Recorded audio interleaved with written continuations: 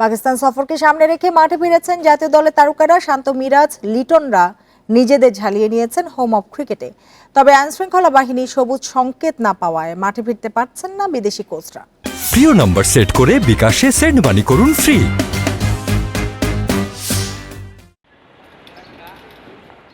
3 August ফিটনেসের কাজ দিয়ে শুরু হয়েছিল ক্যাম্প। এরপর ছাত্র আন্দোলনের কারণে বন্ধ হয়ে যায় টাইগারদের অনুশীলন। অবশেষে সপ্তাহখানেক পর ব্যাট বল হাতে শান্ত, মাহমুদুল্লাহ, মিরাজরা ফিরেছেন হোম অফ ক্রিকেটে। লিটনের বাড়ি ভাঙা নিয়ে গুজব উঠেছিল সামাজিক মাধ্যমে। সত্য জানিয়ে হাসি মুখে মাঠে ফিরেছেন তারকাদের। এমন মাঠে ফেরার মাঝে অস্বস্তি আছে একটা, বিদেশি কোচ, কোচিং স্টাফদের দেখা যায়নি।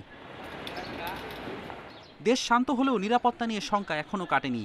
বাংলাদেশ পুলিশ এখনও কাজ শুরু করতে পারেনি পুরোদমে। তাতে মাঠে ফেরার সবুজ সংকেত পাচ্ছেন না বিদেশিরা। হেড কোচ হাথুরু সিংহে, সহকারী coach Nick Pothas, spin coach Mushtaq Ahmed অনেক আগেই বাংলাদেশে এসেছেন। বর্তমান পরিস্থিতিতে চার দেয়ালের মাঝেই সময় কাটাতে হচ্ছে তাদের। দেশের আইন শৃঙ্খলা বাহিনী কাজ শুরু করার পর সবুজ সংকেত দিলেই হবে না। যে দেশের কোচ এখানে কাজ করছেন সেখান থেকে পেতে হবে নির্দেশনা। তাতে পাকিস্তান সফরের জন্য দেশের ক্যাম্পে যোগ দেওয়ার সম্ভাবনা ক্ষীণ হয়ে গেল।